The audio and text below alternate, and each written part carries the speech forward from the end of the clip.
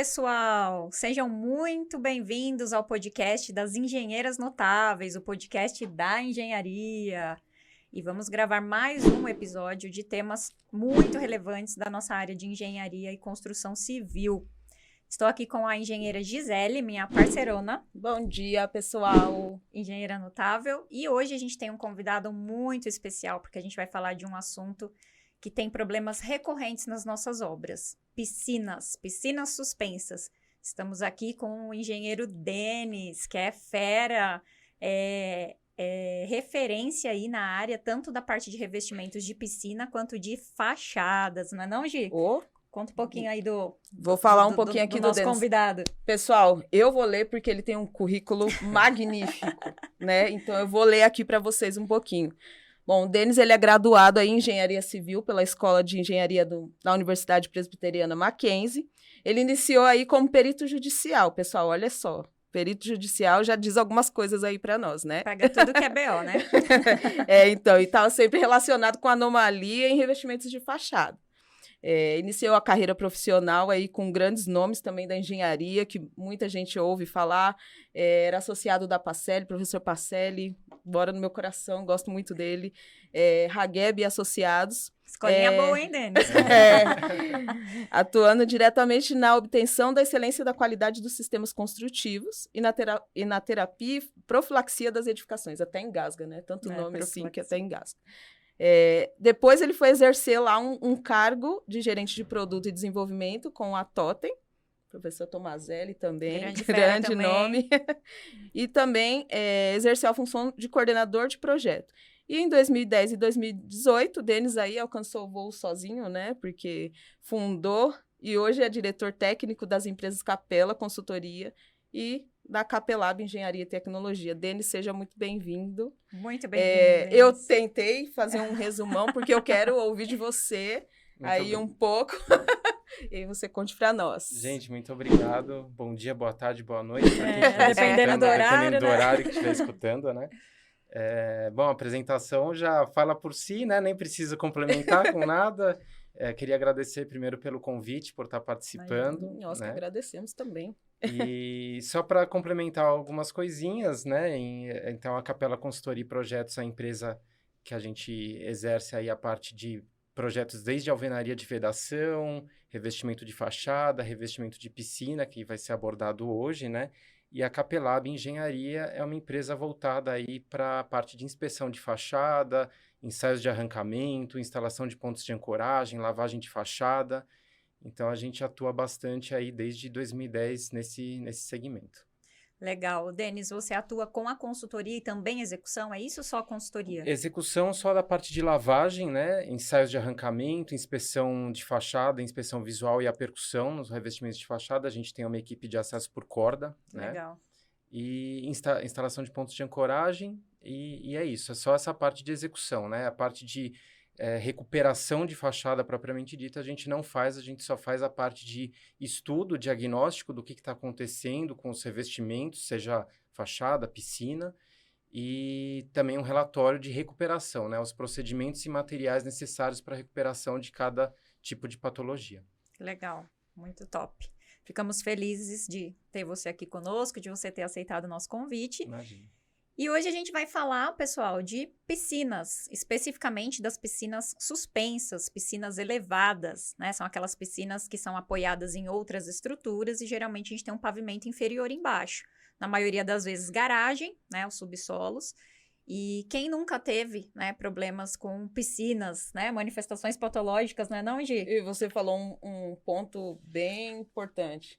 Normalmente estão sobre garagens. Exato. Né? E aí começa a ter aqueles probleminhas. Aí tem aqueles carros que são bem baratinhos, assim, né? E começa a pingar e dar algumas manchas, assim. E vocês já notaram que sempre pinga no mais caro, né? Ah, sim. Sempre no mais caro.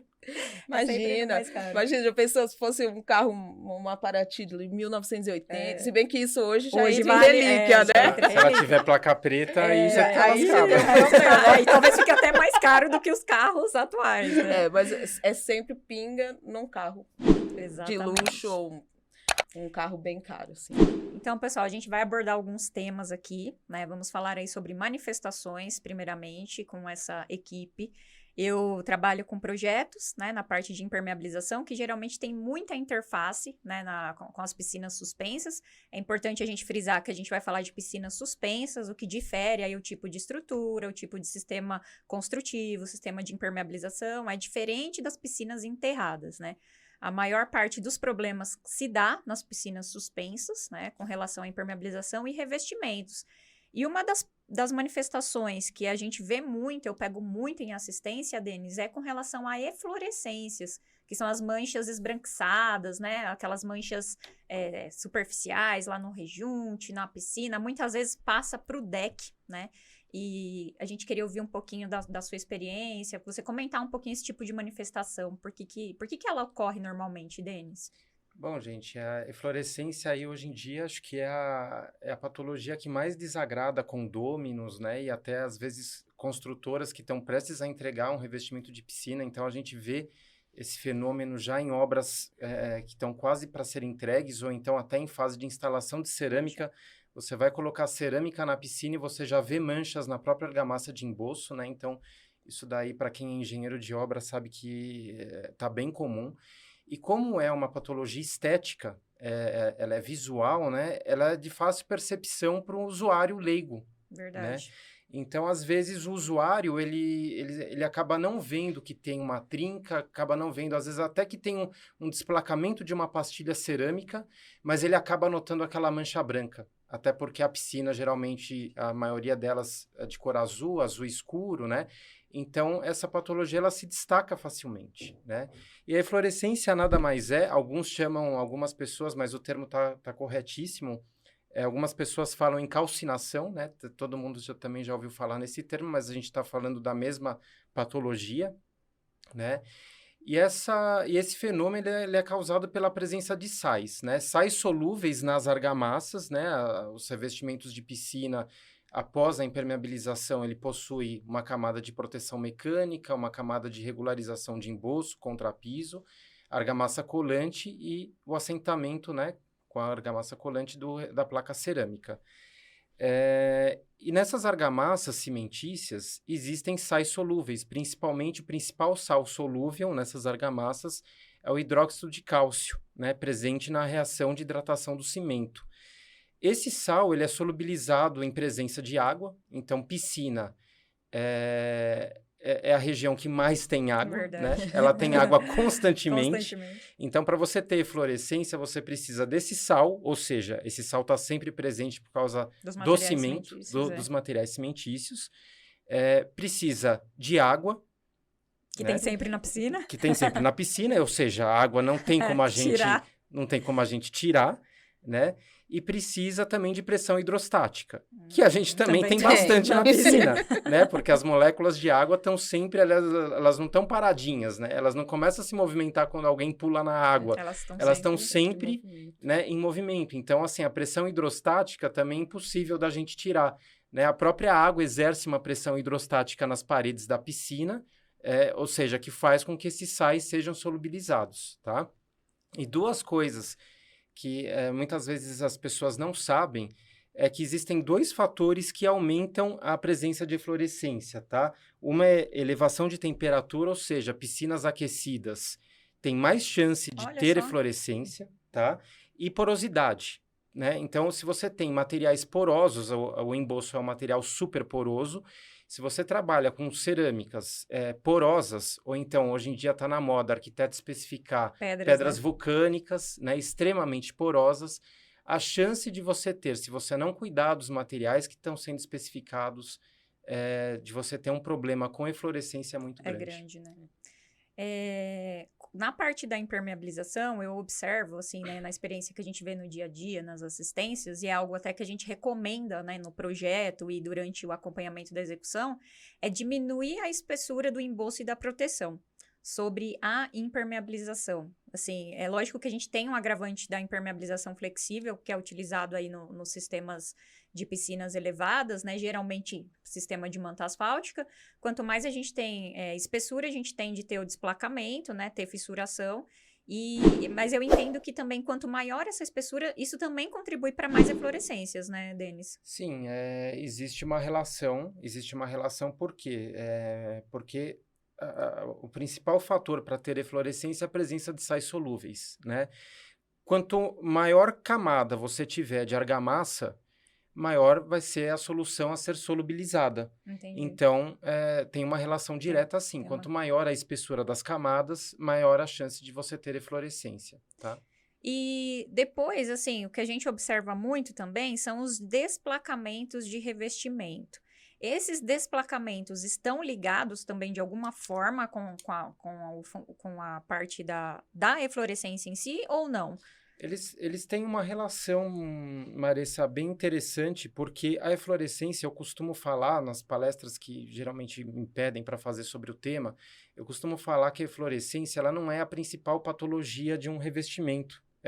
E essa eflorescência ela pode acontecer em fachada, mas em piscina ela é bem comum. Ela não é a principal, ela não é a causa, ela é a consequência, tá? Geralmente, quando você tem eflorescência, pena que a gente não tem, o podcast é só áudio, né? Não dá pra gente mostrar fotos. A gente tá aprimorando isso, em breve teremos. Você vai voltar aqui pra gente discutir alguns pontos. Fotos agora, né? Versão piscinas 2.0. Isso aí. Então, a eflorescência ela é uma consequência, né? E ela é uma consequência do quê? Ela é uma consequência de presença de fissuras, tá? Então, geralmente, você vê a eflorescência ocorrendo principalmente onde eu tenho fissura, que é onde eu tenho maior facilidade de penetração de água e a percolação desses sais solúveis por essa região.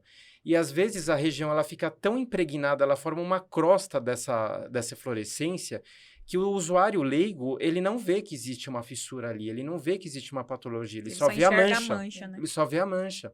Então, o pessoal acaba achando que essa é a patologia, mas, na verdade, ela está ligada diretamente à presença de fissuras, tá? Então, provavelmente, a região que tem a formação de eflorescência, ela está trincada, né? E regiões trincadas, geralmente, também tem desplacamento. Tá? Olha só que interessante. Eu já vi bastante em algumas visitas, né, que normalmente está sempre próximo à borda, né, que às vezes é sempre a emenda da argamassa de proteção mecânica ali da vertical, né? Com o deck na horizontal, né? E aí fica bem ali e acaba tendo a parte do desplacamento nas primeiras peças, nas pastilhas, né?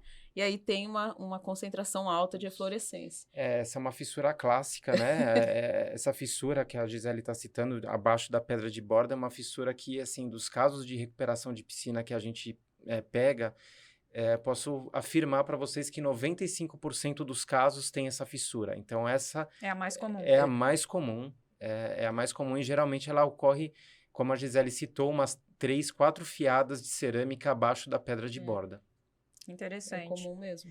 Interessante, porque a gente está falando aqui de revestimento, manifestações em revestimento, que é uma camada, né? São camadas posteriores ao sistema de impermeabilização. E muitas vezes, né, o pessoal que é ligado à impermeabilização, ou a parte de projeto, que é o meu caso, ou execução, muitas vezes o aplicador, a gente é chamado para resolver esse tipo de problema. Então, o objetivo até desse podcast é isso, é mostrar, né, quais são os sistemas construtivos envolvidos numa piscina suspensa e quais são os especialistas que devem ser contratados para que a gente não tenha esse tipo de manifestação, né? O Denis abordou bem aqui essa introdução, né, do fundamento, como que funciona, agir também na parte da eflorescência, mas a gente vê que não está ligado diretamente com a impermeabilização. Então, o aplicador, né, quando ele garante, ele dá os 5 anos de garantia dele lá na cabeça dele e o que não está errado é não vazar. Sim. Então, assim, se a piscina está estanque, ele não...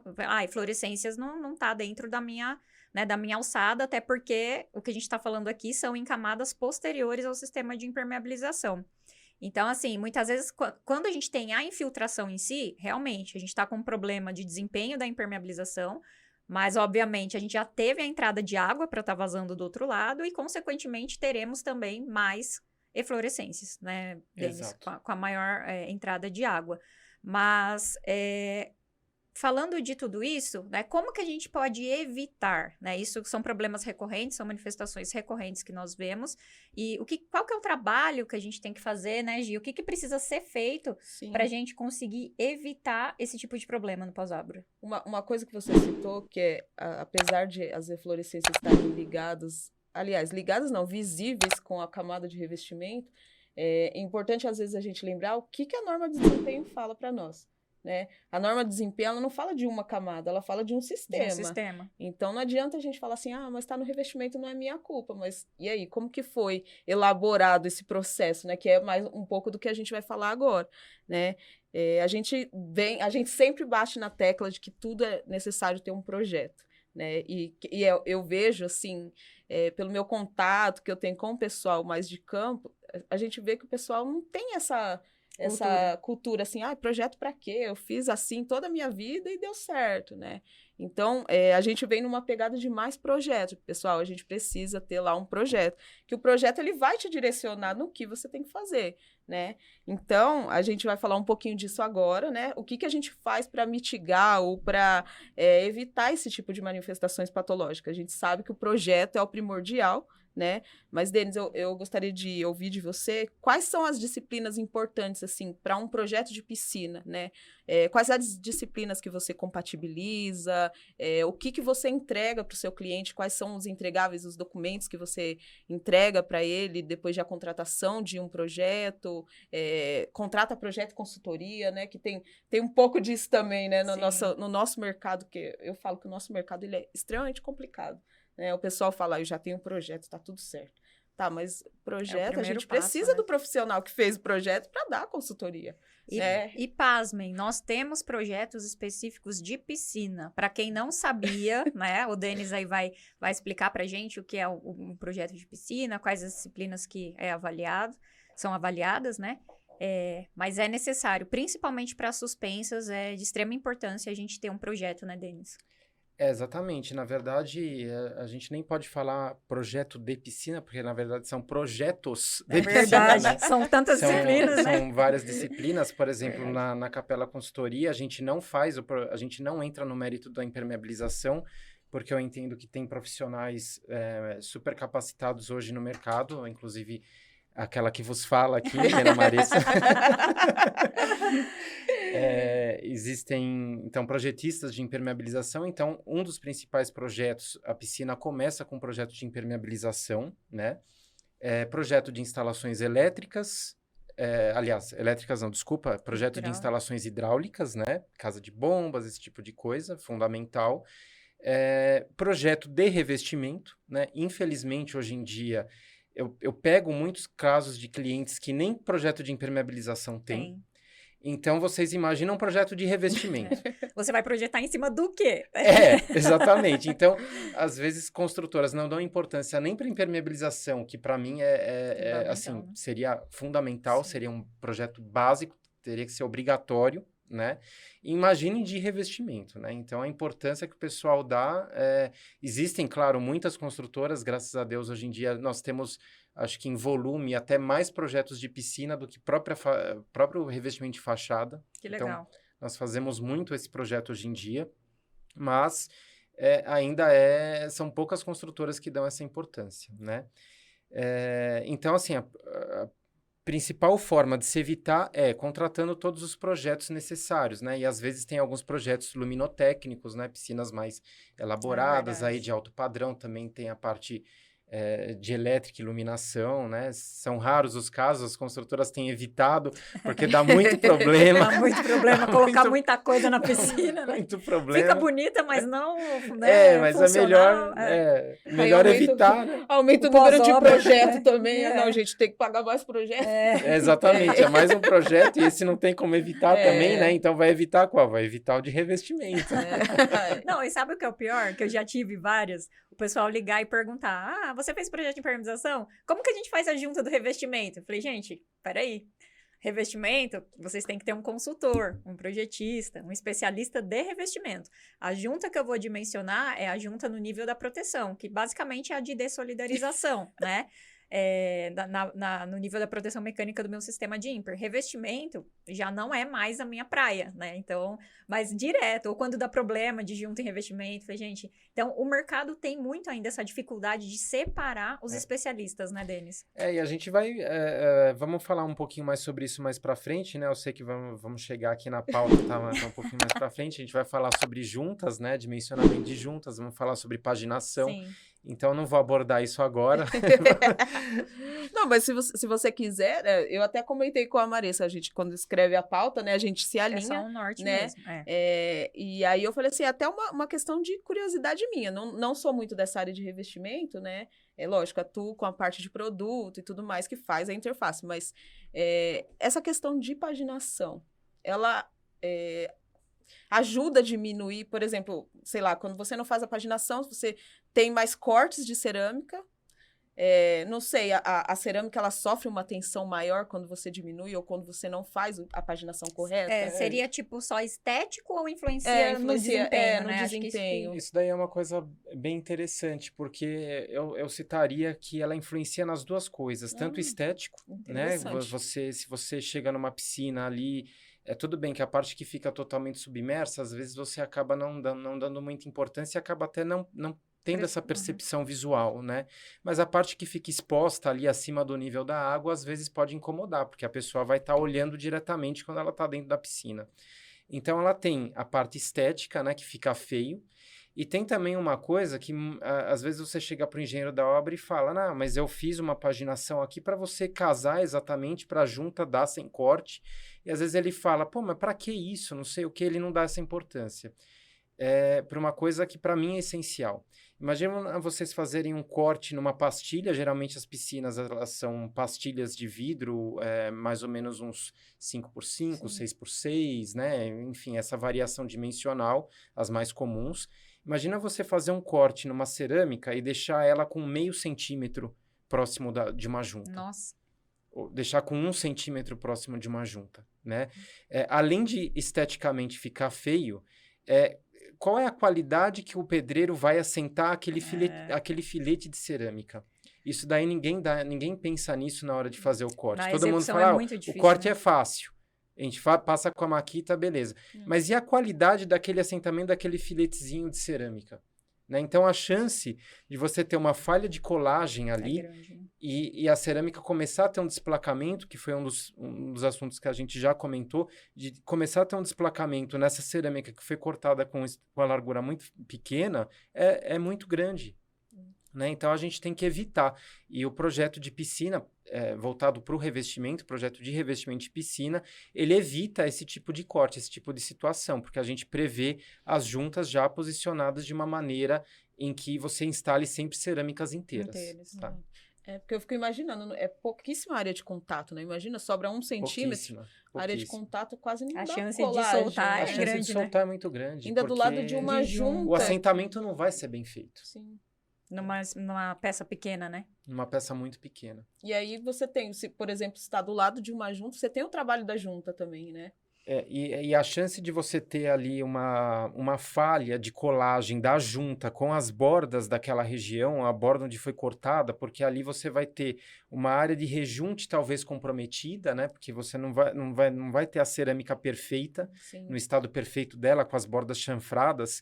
E isso faz com que tenha uma falha de colagem do próprio material selante e do próprio rejunte naquelas bordas ali. Né? Então, a chance de você ter uma percolação de água e uma eflorescência por essas falhas é muito grande. Né? Então, é uma coisa que tem que ser evitada e o projeto bem feito, ele pode evitar isso. Né? Já prevê evitar esse tipo de situação. É interessante. Muito legal. E aí você entrega, isso vai num detalhamento? Isso vai num detalhamento, né? Entregue plantas, né, da fachada. A gente não tem imagem, gente, então fica na imaginação de vocês. Na fachada da piscina. A gente entrega a planta e a gente também faz o desenho das elevações. A gente monta a parede da piscina mostrando também a paginação. Ah, legal. Isso é legal. E até essa questão do revestimento, os materiais, né? Que acho que a Gi comentou aí alguma coisa também dos produtos.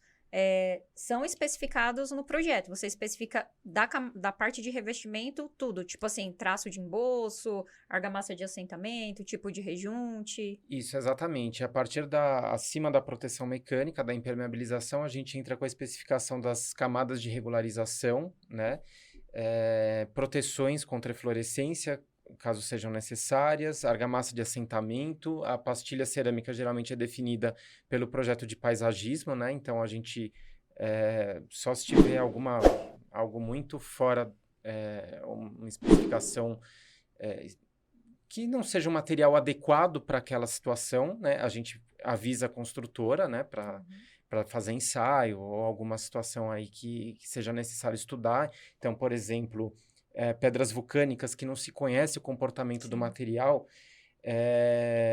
e por virem de regiões muito diferentes, né? Então, mesmo que a gente tenha já estudos, ensaios de pedras vulcânicas já utilizadas em piscina, se vai usar uma pedra vulcânica, sempre se repete o ensaio, porque nunca se sabe se vem do mesmo lugar ou não. Não se sabe a origem. Eu acredito que até pelo tipo do material tem uma variação muito grande de qualidade, né?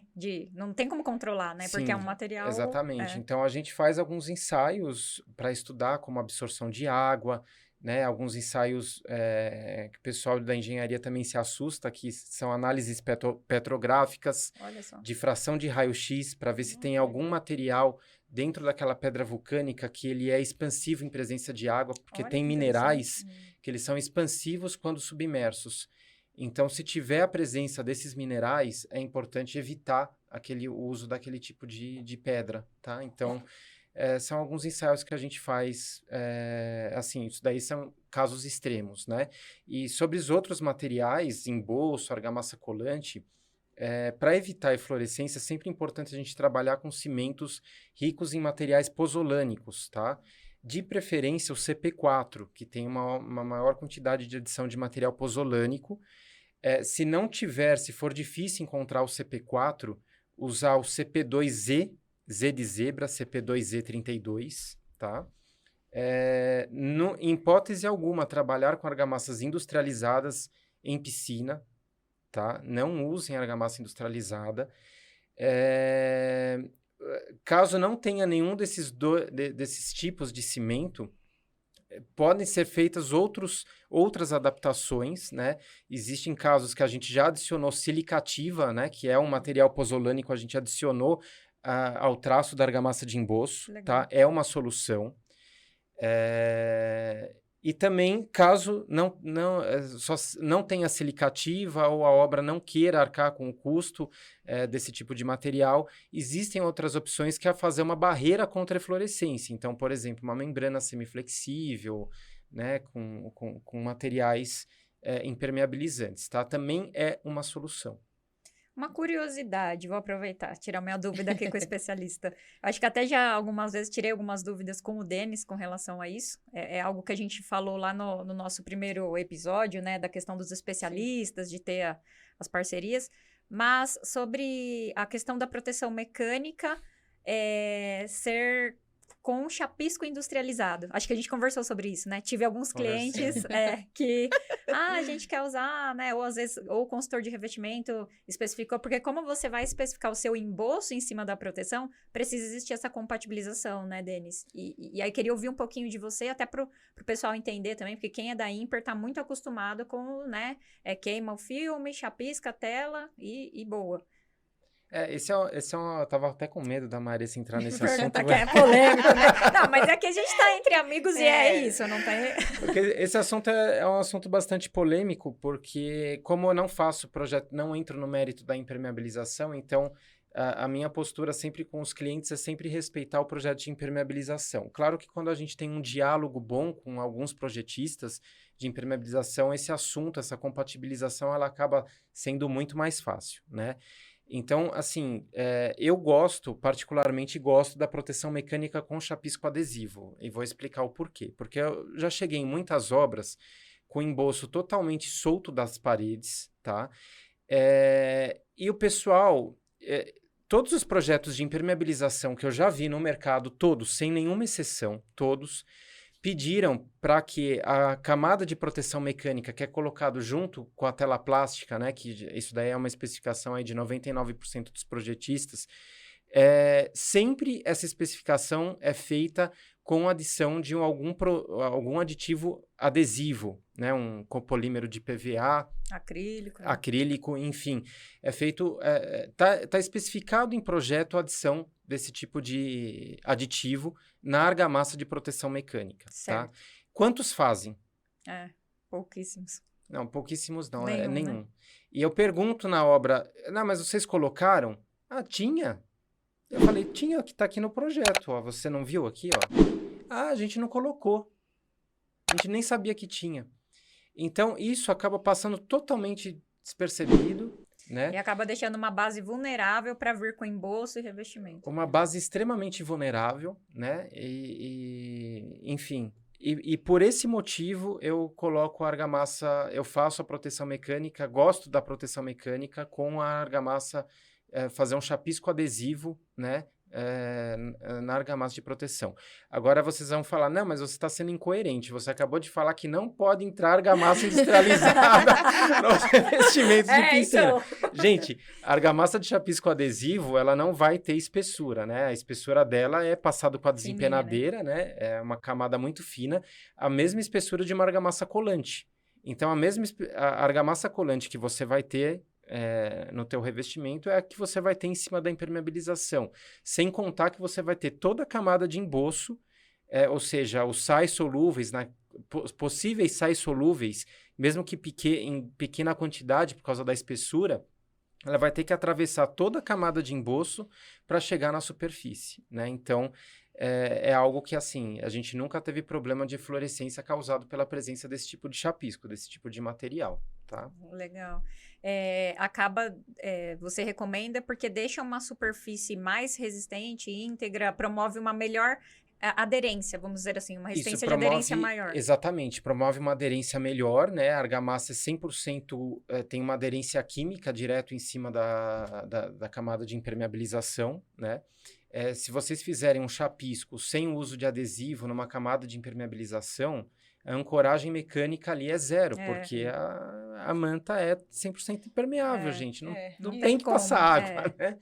Então, e se vocês fizerem um teste, façam isso em obra, né? Apliquem um chapisco sem nenhum tipo de adesivo e depois tenta tirar com uma desempenadeira, vocês tiram até com o dedo, né? De tão fraco que fica a superfície. Agora, se você faz a aplicação do chapisco adesivo, realmente ele tem uma ancoragem química melhor, né? E a aplicação também acaba sendo mais eficiente. E aí, nesse momento, eu não uso a tela plástica, porque eu também sou um pouco reticente em relação ao uso da tela plástica, porque se a gente tenta simplesmente fazendo esforço com o próprio dedo e usando o nosso dedo mais fraco, o dedinho, qualquer um arrebenta essa tela. Até uma criança arrebenta. Então, façam esse teste em obra. Pega uma tela plástica, segura com os 2 dedinhos da mão e tenta puxar, né? Ela quebra com a maior facilidade. Uma criança quebra as malhas dessa tela.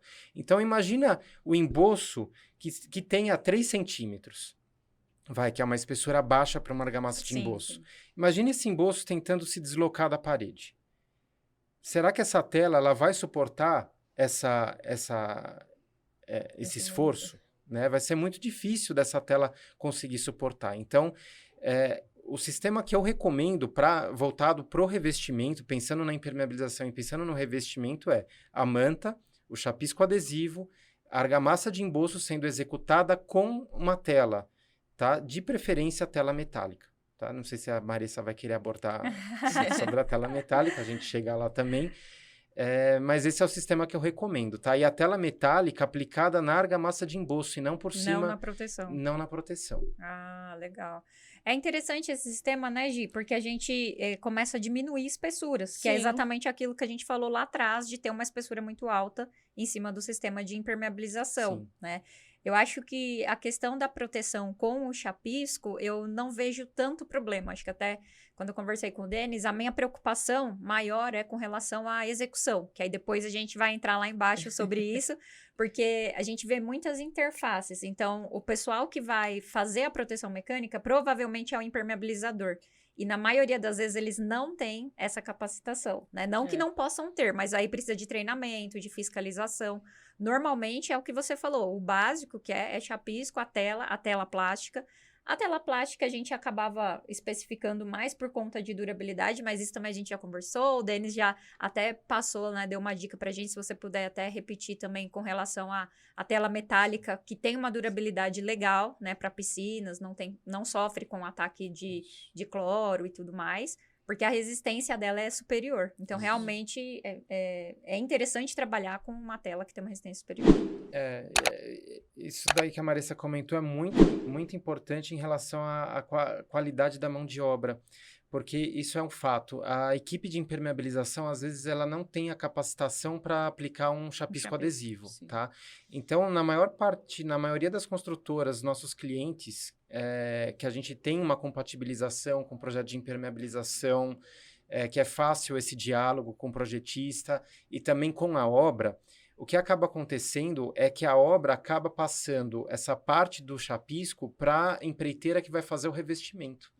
Porque eles são mais capacitados, né? Eles estão acostumados a aplicar o produto, a preparar o produto também, né? Porque não adianta você lá jogar um monte de água no produto, aplicar o produto e ele começar a escorrer. Tem quantidade certa. Tem a quantidade água, certa, né? a consistência correta. Uma receitinha, então, eu concordo que a equipe de impermeabilização às vezes não tem essa capacitação. E as obras acabam passando essa função pro empreiteiro de revestimento, tá? O que acaba saindo uma solução e uma qualidade de serviço melhor. Legal, tá? isso é bom.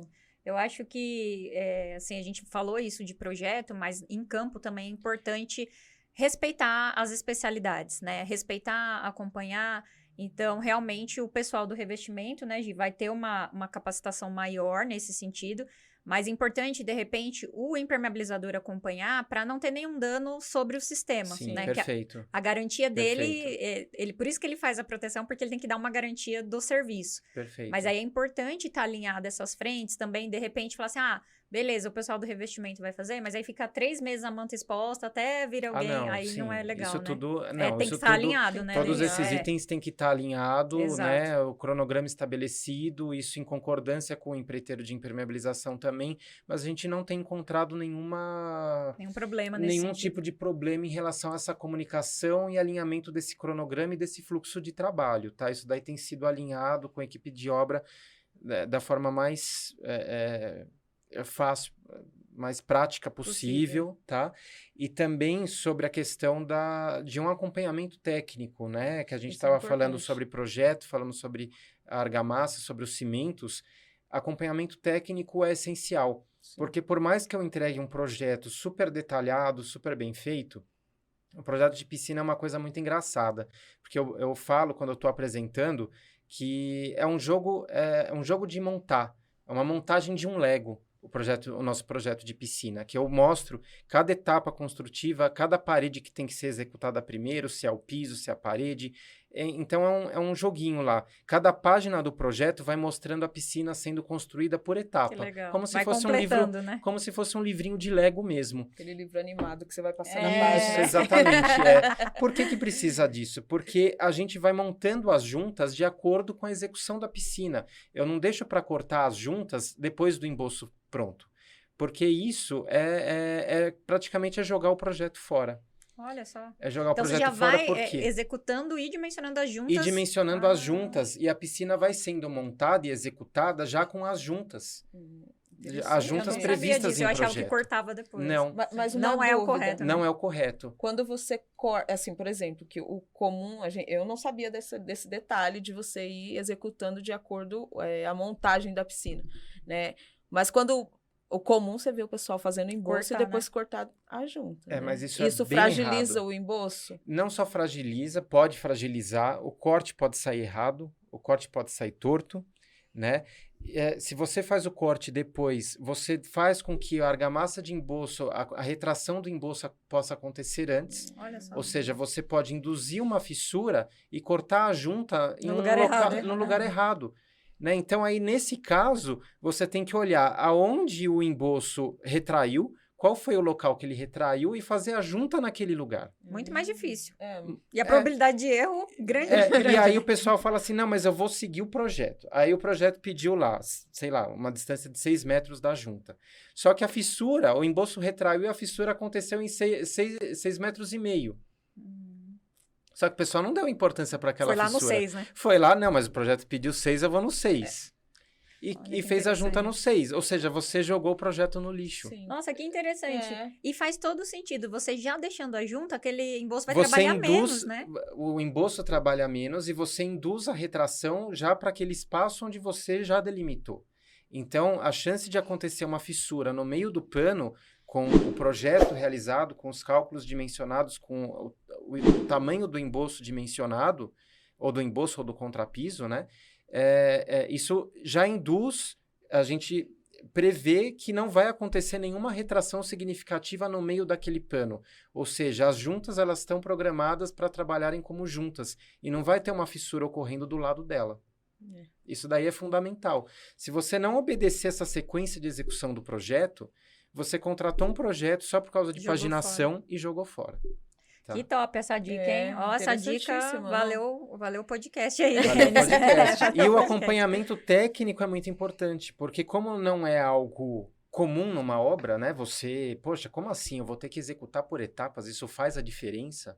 O acompanhamento técnico é muito importante. Nesse acompanhamento, a gente tem uma equipe, geralmente, o número mínimo de visitas que nós recomendamos são 10 visitas.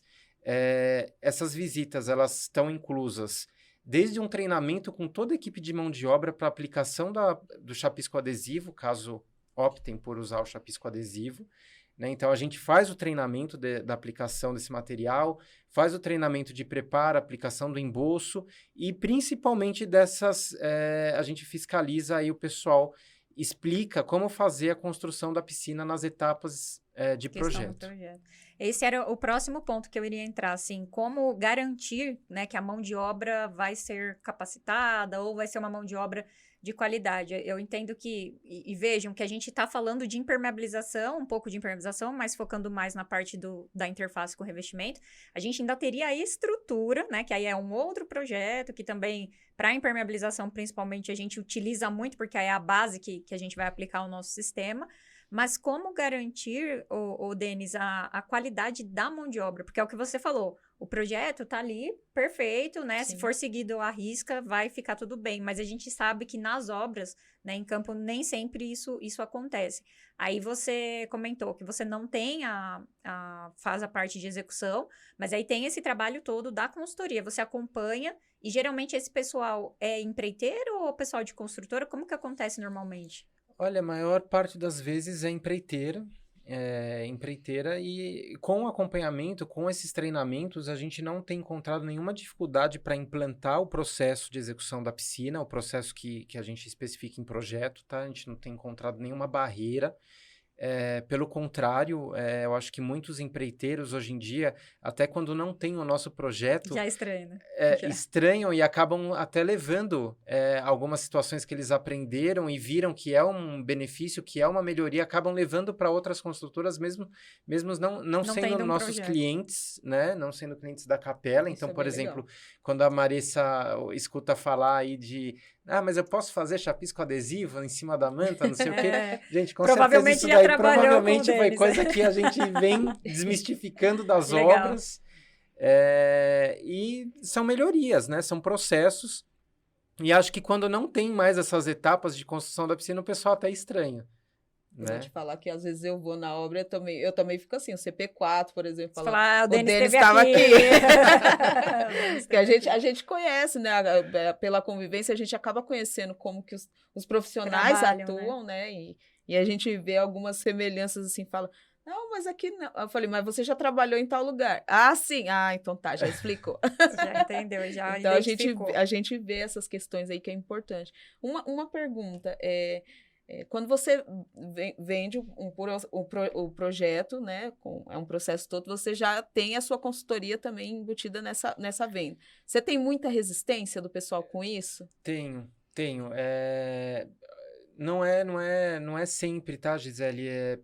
Algumas construtoras ainda contratam só o projeto, tá? Algumas construtoras querem contratar só o acompanhamento, mas isso hoje em dia eu não tenho feito mais. Em fachada eu faço, às vezes não tem o nosso projeto, especificação de projeto de fachada, mas eu faço acompanhamento de fachada, mas piscina eu não faço, tá? Por quê? Porque você fazer um acompanhamento de piscina, como é que você vai definir com um pedreiro que está lá, prestes a começar a aplicação da contrapiso, emboço, como é que você vai ensinar ele, ou como é que você vai definir isso na tua cabeça? O que você vai fazer primeiro? Vai ser a parede da esquerda, a parede da direita, o contrapiso? Não tem como eu fazer isso em obra. E aí eu acabo me comprometendo, me responsabilizando por algo que eu sei que não vai ficar 100%. Então, assim, cliente que quer contratar só acompanhamento de piscina, hoje em dia, eu não faço mais, porque eu acho o projeto fundamental. Outra coisa, no nosso projeto, eu já citei aqui no cast, alguns materiais, né?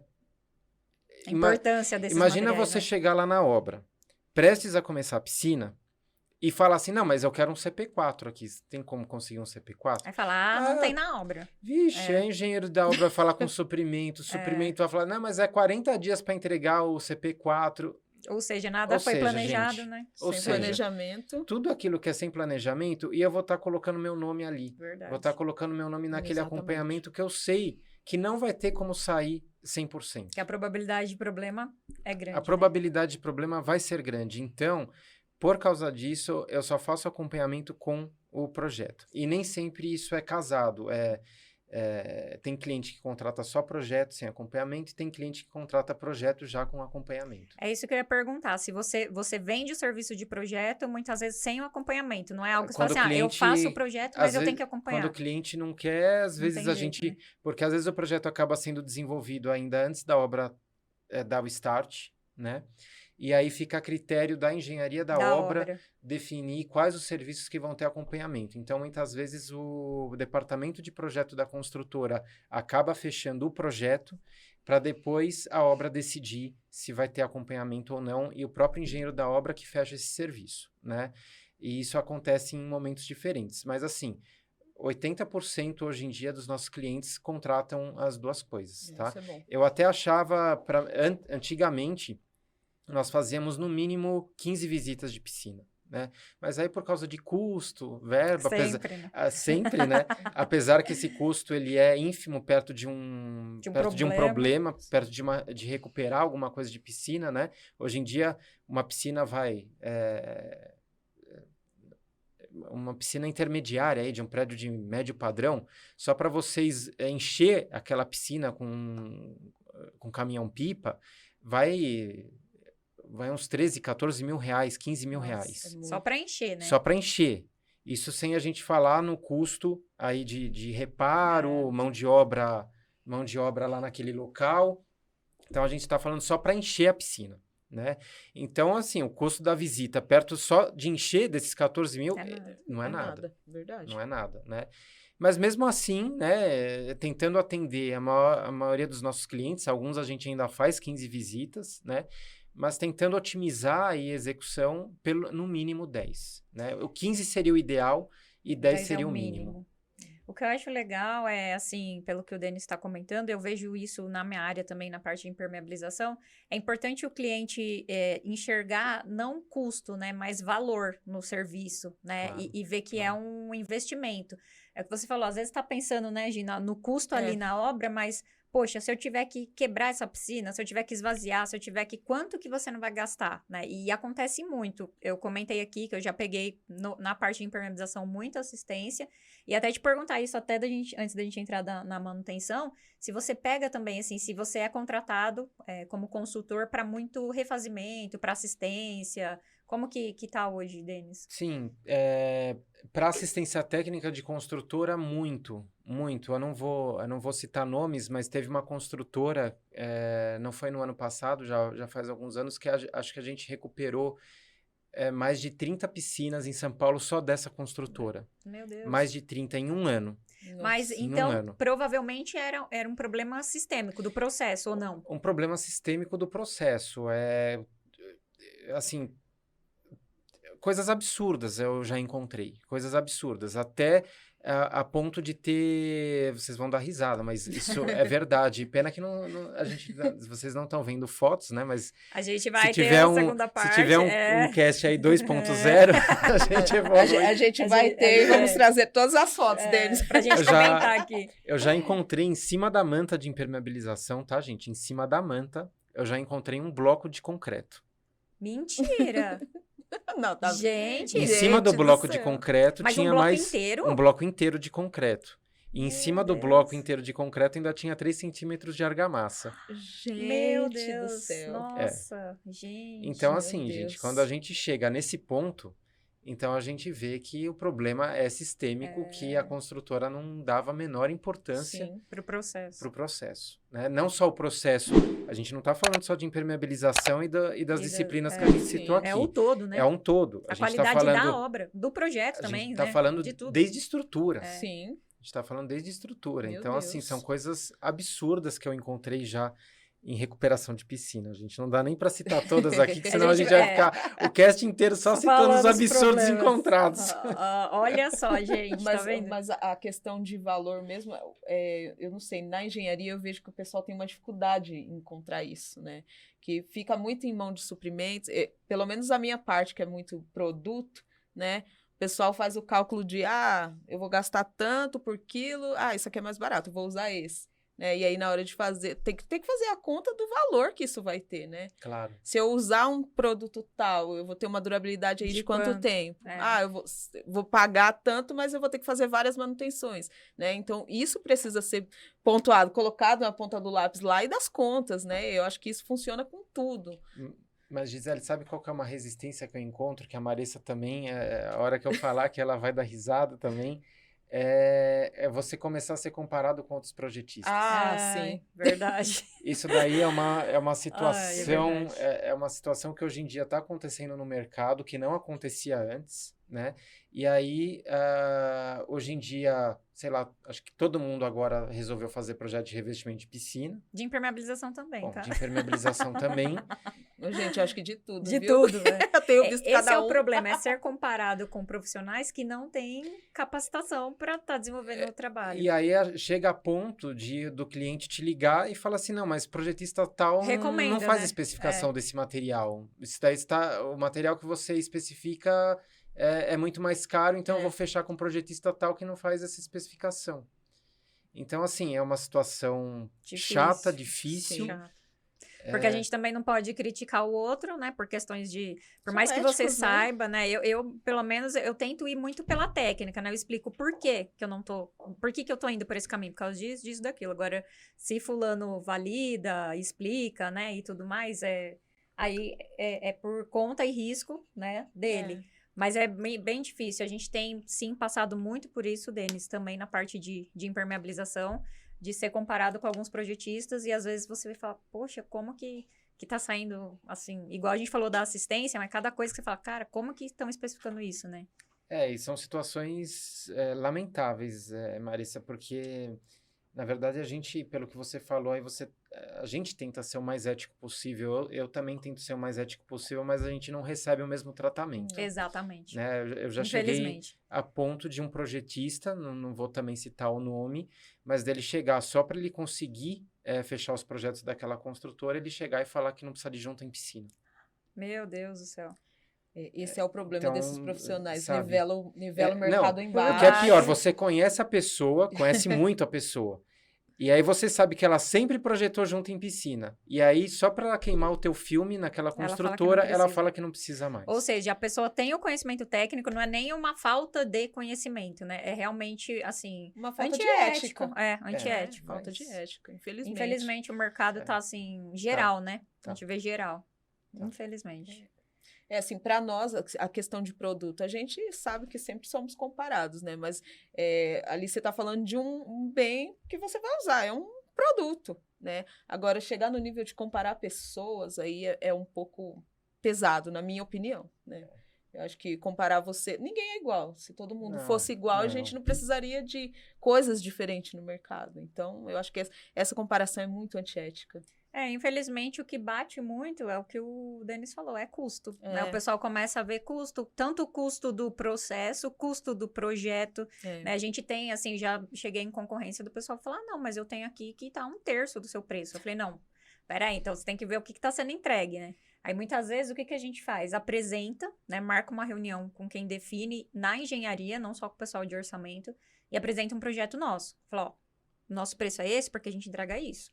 Tá 1/3 disso aqui, não vai ter detalhamento específico, não vai ter compatibilização, porque é isso que estão te entregando. E a gente vê... Então, assim, não existe um milagre, né, Denis? O pessoal acha que não, é barato, mas o projeto é bom. Assim, fazer um quadro de concorrência de um material, às vezes eu até entendo, porque talvez, né, muitas vezes não, você esteja comparando materiais de desempenho semelhantes. Sim.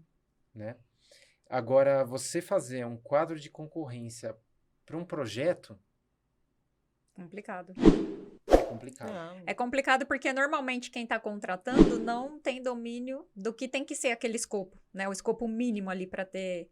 Aí vai por preço Mas mesmo. aí entra um pouco do que a gente conversou no nosso outro Nos episódios anteriores, né? né? A falta de conhecimento também dos profissionais que vêm contratam, né? Chegando também. Na engenharia, tá? Porque a gente tem uma defasagem de conhecimento, né? Então, pegam esses profissionais na obra e aí falam assim, mas eu não preciso disso, não. É igual de produto, né?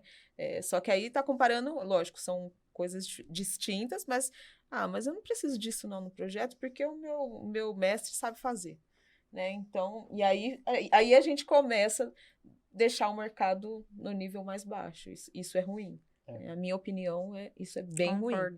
Concordo, é complicado. E vamos para a parte de manutenção. A gente sabe que... Eu não falei sobre a tela, hein? Por favor. Opa, então não vamos deixar passar a dica da tela. A dica da tela. A tela que a Marissa estava comentando, que eu comentei também sobre a tela metálica. Eu uso a tela metálica sempre galvanização pesada, tá, gente? São 140 gramas de zinco por metro quadrado. É uma tela específica aí para suportar aí parte de ataque químico, tá?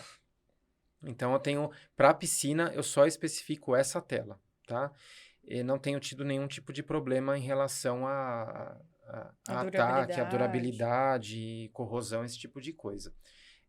Em algumas situações, quando às vezes a gente desenvolve projeto, vocês também já devem ter passado por essa situação, né? Que a construtora chega para você e fala assim, não, faz um projeto para mim para ontem. Já.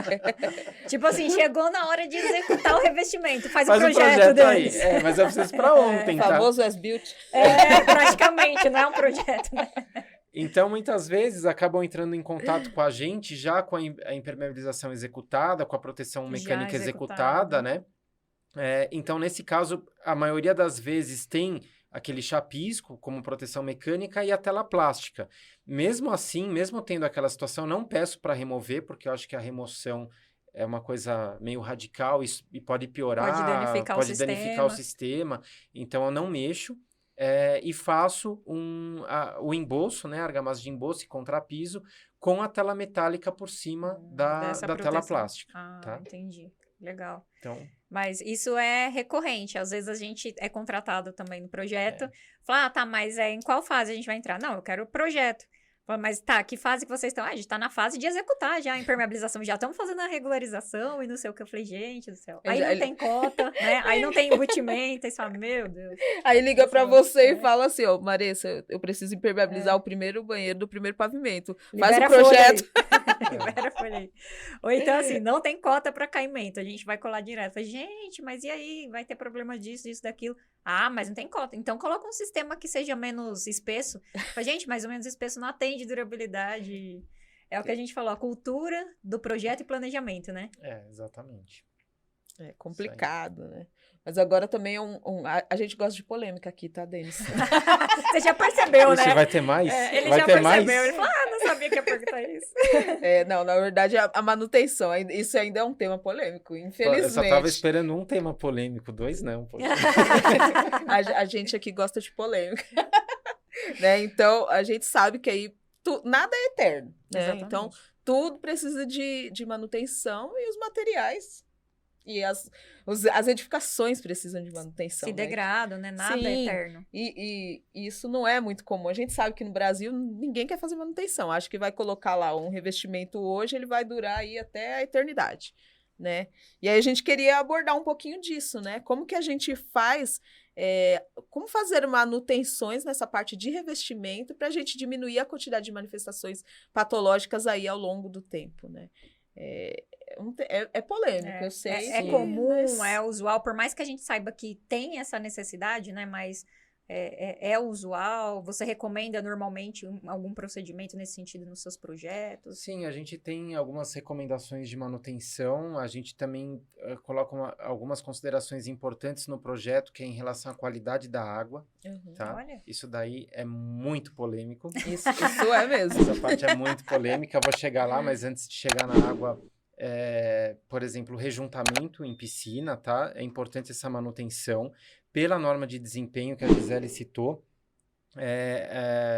o rejuntamento ele deve ser revisado pelo menos a cada ano. Isso daí tá na norma de desempenho, tá, gente? Isso daí não é da minha cabeça. Não tô querendo dizer que você precisa rejuntar todo ano. Não é isso. Mas você precisa ver como que tá aquela situação daquele rejunte. Você precisa fazer uma avaliação. Se tem algum local que precisa de um reparo pontual, vai lá, faz um rejunte pontual em algum local que danificou, que gastou o rejunte um pouco mais. Agora, se a piscina for muito bem executada, essa manutenção ela vai ser muito esporádica, né? Tirando situações como água, né? Que tem que ser realmente sempre muito bem tratada, de preferência por uma pessoa especializada, né? O que eu vejo, depois que a construtora entrega para o condomínio, essa manutenção da piscina, a qualidade da água, o tratamento da água é feita pelo zelador. Nossa, aí não tem conhecimento, né? Alguns até têm bastante, né? É que nem mestre de obra, né? Você vê tem mestres de obras muito bons. Sim. E outros também que você fala, chega na obra, Deus o cara foge, que nem o diabo foge da cruz, que ele nem quer tiver pintado de ouro na frente. Sabe que você vai, nem pisa na obra. Então, tem alguns zeladores que realmente parece que aprenderam com empresas de manutenção de piscina, mas deve ser feito por uma pessoa especializada, né? A gente tem, por exemplo, a norma, até anotei aqui para não esquecer, que é tanto número de norma, né? A 10818, é uma norma brasileira que fala sobre qualidade da água da piscina, procedimento. Nossa, a gente tem uma norma para falar da qualidade da água da piscina. Mas aí, pessoal, calma, antes de vocês abrirem aí o site da ABNT Digital, calma, pessoal. O pessoal que já está indo buscar, já abriu a abntdigital.com.br para ver quanto está essa norma, né? Para ver, vou fazer a aquisição da norma. Já adianto para vocês que a única coisa que vocês vão encontrar nessa norma vai ser pH, que ele pede de 7,2 a 7,8, e cloro livre, que eles recomendam de 0,8 a no máximo 3 miligramas por litro, tá? É a única coisa que vocês vão encontrar. São agora, se mesmo assim vocês quiserem ir lá e adquirir, tudo bem, não tem problema, mas é o que está escrito. O Denis já deixou a dica aqui, ó. É o que está escrito na norma, tá? E a gente vê que tem outras propriedades tão ou mais importantes que essas duas, que é o pH e o cloro livre, tá? As outras propriedades que a gente sempre pede e está no nosso projeto é a alcalinidade da água, deve ser mantida entre 80 a 100 ppm, e a dureza cálcica, tá? Que deve ser de 100 a 250 ppm. Abaixo de 100 e acima de 250 dureza cálcica da água, você pode ter ataque no rejunte, tá? Já vi rejunte se desmanchando, o pessoal passa a unha assim no rejunte, ele começa a esfarelar. Caramba. Por conta do ataque da água. Por causa do ataque da água, tá? Caramba. E principalmente o ataque nas próprias juntas, nas juntas de movimentação. Seja selantes, sejam... as juntas pré-fabricadas não sofrem tanto esse ataque, que é um material mais resistente, né? A gente não entrou muito no mérito do material junta, mas existem duas, né? Junta pré-fabricada, que é a famosa junta Gine, junta Union Tech, né? Que o pessoal costuma ouvir no mercado. Sim. São juntas pré-fabricadas que são instaladas. E as juntas seladas, né? Que é aquele material que parece... O pessoal em obra gosta de chamar de silicone, mas que na verdade são selantes, né? E silicone é um dos selantes que existem, é um dos materiais que existem no mercado. Enfim, eu já vi ataque no selante e não o rejunte por causa de desequilíbrio da água. Caramba. Tá? Então, olha a importância, a relevância da gente ter um projeto com a correta especificação dos materiais, né? A durabilidade dos materiais, menor manutenção, né? Porque se você tem material de maior qualidade, a manutenção vai ser os períodos talvez até um pouco mais longos, né? Teremos uma durabilidade maior. Mas olha a importância da gente contratar um projeto de piscina. Assim, projetos, né? Como bem corrigiu o Denis aqui no início do podcast. E sobre o rejunte, você costuma indicar algum específico? Trabalha com acrílico, com epóxi, com cimentício? Geralmente, nos meus projetos, eu gosto de trabalhar com acrílico. Tá? O epóxi, ele seria um rejunte bom também, mas a gente tem um problema de mão de obra com rejunte epóxi. Ah, é verdade. Né? A gente tem um problema Ele é horrível muito de grande. aplicar, né, gente? O pessoal não quer aplicar, depois não quer limpar. Não quer limpar e em piscina ainda, que está exposto, sol, São Paulo... O tempo em aberto é muito 35 baixo, graus. Né? Você aplica o rejunte epóxi, ele já começa praticamente a secar na hora. É uma tortura. É uma tortura. Então, a gente tem especificado rejunte acrílico, tá? O rejunte cimentício, às vezes uso... mas o acrílico é melhor. Né? Ele é mais impermeável, a durabilidade é melhor, enfim, só vejo mais flexível que o cimentício, então eu só vejo vantagens no uso do acrílico. Legal. Mas se você parar para pensar, olha o tanto de etapas que a gente percorreu em uma piscina e muita gente fala, não, mas fazer piscina é fácil. A gente tira até por pessoas assim, vou fazer ali na minha casa, é facinho de fazer uma piscina, né? Então, a gente percorreu diversas etapas, diversos temas, para a gente chegar numa piscina ideal, né? E vocês viram que a gente falou muito da etapa ali, concentrou bastante no revestimento. Imagine, né, se a gente vier desde desde a estrutura, né? Como diz o Denis, são projetos e a importância disso estar compatibilizado, né? Alinhado, que foi o que a gente falou das interfaces com a Imper, né? Não só alinhar, que nem o pessoal da mão de obra, que nem o Denis comentou, né? Alinhar os projetistas, né? Eles precisam estar alinhados. Né? Isso é importante. Na verdade, aí você pega, assim, se a gente para e pensa, o alinhamento do nosso mercado deveria ser primordial, né? E a gente vê que, às vezes, fica cada um por si aí. E aí chega na obra, assim, não tem essa compatibilização, aí o pessoal faz, e muitas vezes sem a compatibilização, que nem o Denis comentou, aí a nossa proteção tá lá frágil, né, vulnerável para seguir uma especificação, aí o revestimento tá excelente, mas o que tá embaixo tava ruim, aí vai tudo embora, né? Exatamente, né? Não adianta você usar... vou fazer uma piscina, vou usar a melhor argamassa colante do mercado, né? Não adianta nada você usar a melhor argamassa colante do mercado se as tuas bases têm algum problema, se você já está tendo um problema desde a proteção mecânica e nem sabe que tem esse problema lá, né? Às vezes a tua proteção mecânica já está toda solta da manta e você quer fazer um embolso de 4, 5, 6 centímetros achando que vai corrigir em cima daquilo, achando que vai corrigir. Né, achando que o peso do revestimento vai ficar lá paradinho. Pelo contrário, né? Vai ajudar a piorar. Vai ajudar a piorar, pelo contrário, né? Quantos casos que eu pego de paredes que estão literalmente, praticamente, só faltam tombar para dentro da piscina. Elas estão totalmente soltas e com perigo de colapso. Já peguei paredes afastadas aí que tinham 3 centímetros da face ali do embolso mais interno até a chegada na manta. Caramba. Meu Deus. Cabia até colocar a mão ali dentro.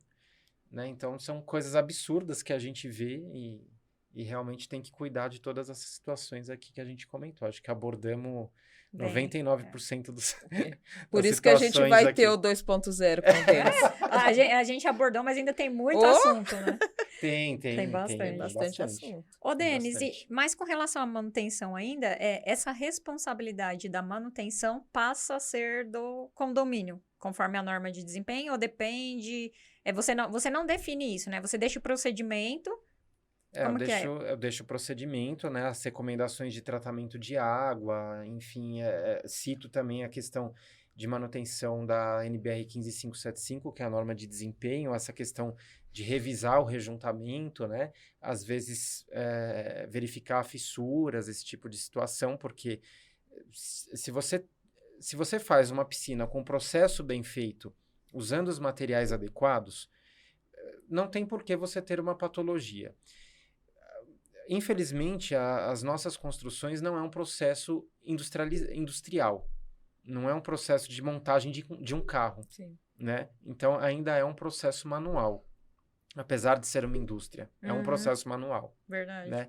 Então, erros, eles estão sujeitos a acontecerem. Mesmo você fazendo o acompanhamento, que nem eu citei das 10 visitas, em 10 visitas você não executa a piscina. Você não consegue ver tudo, né? Então, assim, eu faço o treinamento, vejo o que foi feito entre uma visita e outra, né? A gente faz algumas inspeções, a gente verifica se tem fissura. Se tiver alguma fissura, a gente trata antes de colocar o emboço, antes de colocar a cerâmica, o revestimento, o acabamento. Ou seja, a gente tenta mitigar ao máximo tudo que possa vir a acontecer de errado. Mas, mesmo assim, a gente está sujeito a algo errado vir a acontecer depois que as visitas terminam. Sim, verdade. Né? Uma fissura pode vir que não aconteceu antes, pode vir a acontecer depois. Mas a gente tem mitigado aí muita coisa. Né? A gente praticamente não volta em manutenção assim, de assistência técnica por problemas em piscina quando bem executado o revestimento. Teve uma vez que a gente voltou que abriu uma fissura no meio da piscina, longe da junta. Vou citar esse caso aqui só para vocês. Daí a gente falou, bem, mas como assim? A gente verificou todas as etapas. Antes de colocar a cerâmica, a gente inspecionou o emboço, viu se tinha alguma fissura. Não tinha nada. Como é que essa fissura foi aparecer num local que não tinha junta? E a gente sabia que a piscina tinha executado com as etapas corretas, certinho, porque nós acompanhamos. Então, não foi assim, o cara fez uma emenda fria ali onde criou a junta. Não, a gente tinha certeza que não, porque a gente acompanhou, uma área que você tiramos foto, né? A gente registra, faz relatório de obra, relatório fotográfico. Falando, caramba, mas o que está acontecendo, né? Daí a gente pegou e falou assim, tudo bem, vamos quebrar um pouquinho aqui com a talhadeira para a gente ver o que está acontecendo aqui por trás dessa fissura, né? Tiramos umas 4 cerâmicas, assim, fizemos um quadradinho, começamos a quebrar o emboço e descobrimos. A tela metálica, ela tinha ficado quase que... O pedreiro esqueceu de dar uma afundada, assim, nela, deixou ela muito perto da superfície. Ela deu uma baulada, assim, na tela e a ponta dela acabou saindo um pouquinho para fora. Olha só. Isso criou uma fissura, uma microfissura ali no emboço. Mas aí foi fácil da gente corrigir, entendeu? A gente só removeu aquela ponta da tela que ficou um pouquinho para fora, recuperamos ali o emboço superficialmente com a própria argamassa colante, reassentamos a cerâmica e pronto. Problema resolvido. Mas então, o que eu quero citar com isso? É que, infelizmente, problemas pontuais podem acontecer, né? Mas assim, se acontecerem, são coisas fáceis de resolver. Agora, um problema daquela fissura debaixo da pedra de borda. A fluorescência lá no fundo da piscina cheia de trinca.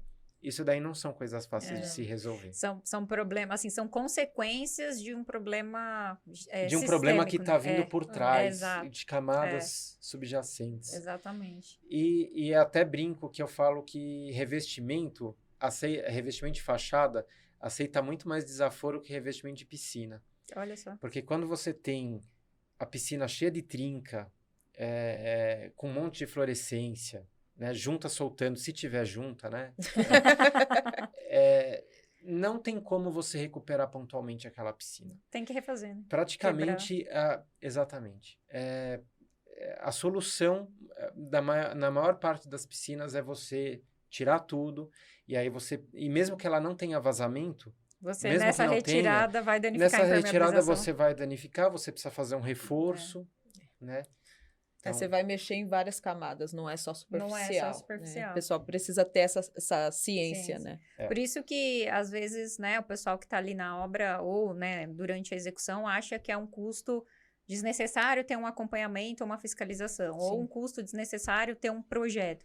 Né? O Denis bem comentou isso lá no início, que a hora que a gente compara o custo dessa assistência, de ter um especialista, né, seja na parte de revestimento, na parte de impermeabilização, enfim, comparado a ter toda essa dor de cabeça, né? A quebra, além do custo ser maior, na maioria das vezes o prédio está habitado.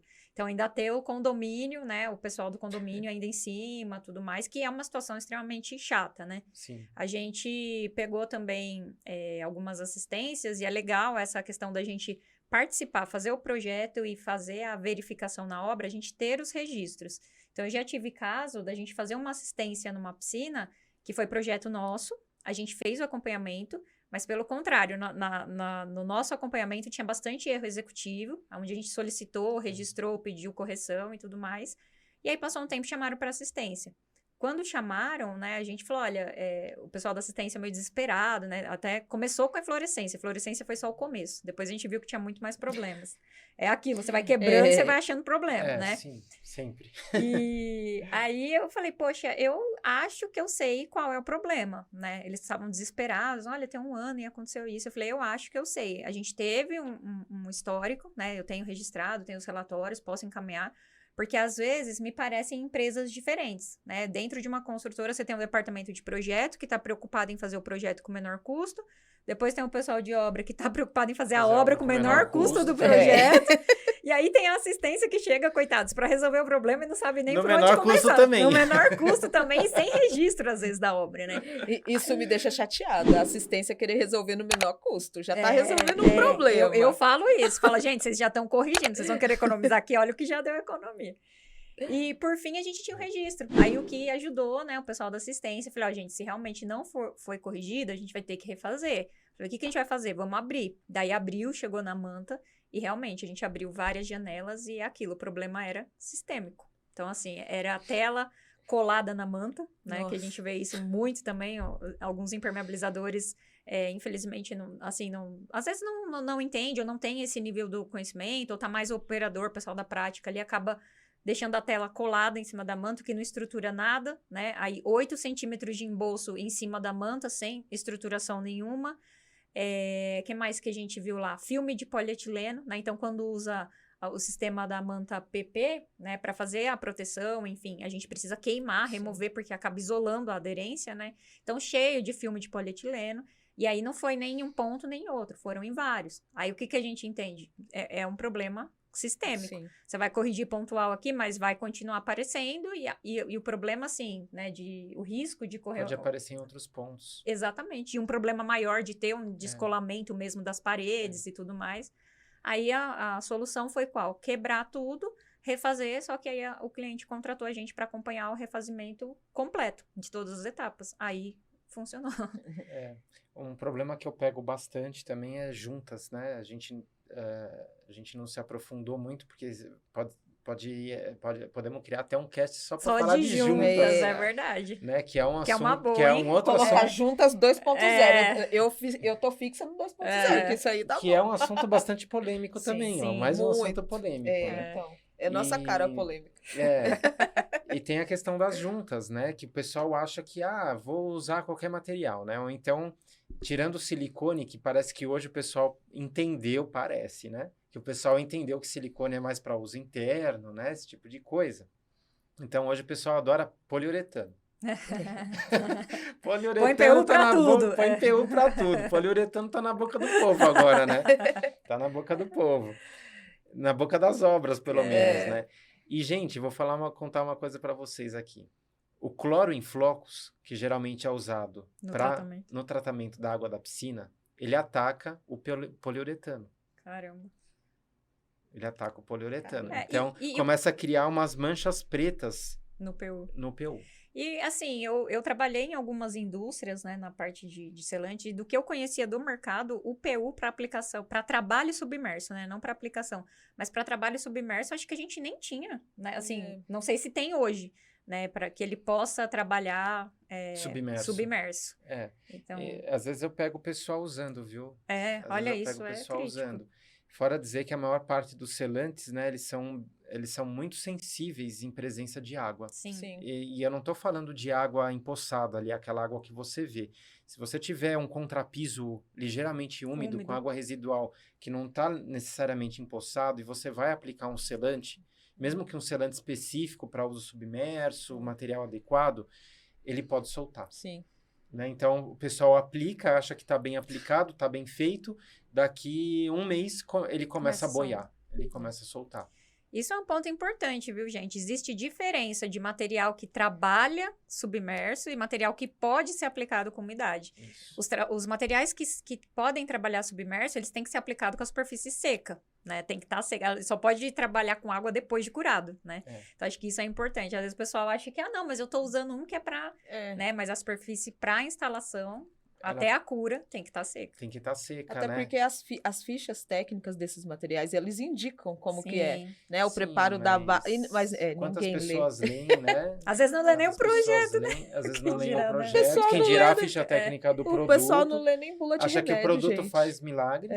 né? Às vezes tá achando, tô usando o produto que o consultor me mandou, vai fazer milagre, né? E às vezes não faz. Enfim. É complexo. Esse assunto de junta, eu tenho bastante assunto vale para trazer por Denis para a gente perguntar. Então, eu acho que vale. E detalhe, é que a gente está falando de juntas de piscina. Sim. Né? Junta é sempre problema, né? Mas é o que a gente falou, tem muito assunto. Tem bastante. Isso daí, acho que manutenção, assistência técnica de construtora, com um projeto de piscina, com uma piscina bem feita, eu acho que a questão das juntas é o que eu mais peguei de recorrência. Mas sempre causado por essas situações. Ou ataque de água. O ataque do cloro, né? Ataque do cloro. Então, tem que usar um material mais adequado em piscinas com tratamento químico, né? E essa questão da aplicação, porque a piscina é uma região que está sem... a maior parte delas não são piscinas cobertas, né? Então, são piscinas expostas ao tempo. Em São Paulo, tem muita chuva, né? E aí, a piscina é feita em qual momento, qual etapa da obra? Quase perto da entrega para o condomínio. Verdade. Então, só por eu ter falado isso, já imagino. Correria, prazo. Aí tá chovendo, vamos ter que aplicar com chuva mesmo, porque vamos entregar a piscina. Exatamente. Exatamente. Não, a gente não pode esperar. E assim, não é uma questão de choveu, se no dia seguinte estiver batendo sol, eu posso aplicar. Tem que esperar uns 2, 3 dias de muito sol. E olhe lá, E né? entre esses 2, 3 dias, não pode chover de novo. Não, aí você escuta assim, não, mas eu esperei 3 dias, só que choveu nos 3, assim. Não, mas choveu só de manhã. Só garoou. Assim, e aí você chega a escutar absurdos do tipo, preciso de um produto para aplicar na chuva. Que eu já escutei muito isso. Você fala, gente, não. O produto para aplicar faz uma cabana. Então olha, ele uma precisa demanda desenvolver de mercado, é uma demanda aí. Não, olha, lixo. Não é? Se uma empresa chegasse e falasse assim, olha, tem um selante, ele é resistente a tratamento químico e você pode aplicar com a superfície úmida, esse cara ia ficar muito rico, pelo menos com as nossas especificações. Isso que eu ia falar, atenção fabricantes de selantes, olha a demanda aí, né, Denis? Olha a demanda. Ou criar uma cabana, né, gente? Nas piscinas. Não, pior é que isso, Gisele, você sabe que já é feito, né? Sim. É feito. Sim, tem alguns que fazem, Casa de alto padrão eu vejo muito. Não, eles fazem mesmo. Eles fazem por conta não só da impermeabilização, mas de toda a execução da piscina, né? Sim. Com relação a isso. Mas o pior é que teve uma construtora uma vez que veio me apresentar e falou assim, Denis, mas olha aqui, a gente já gastou 20 mil reais só pra montar essa cabana.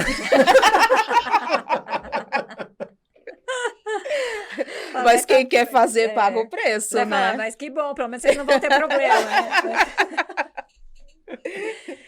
Gente, gostei demais do nosso bate-papo. Acho que a gente abordou, como o Denis tinha comentado no início, a gente fez uma sequência lógica até para ficar mais fácil, né, para o pessoal aí entender, né? Altas dicas aí do Denis com relação a projeto, materiais, né?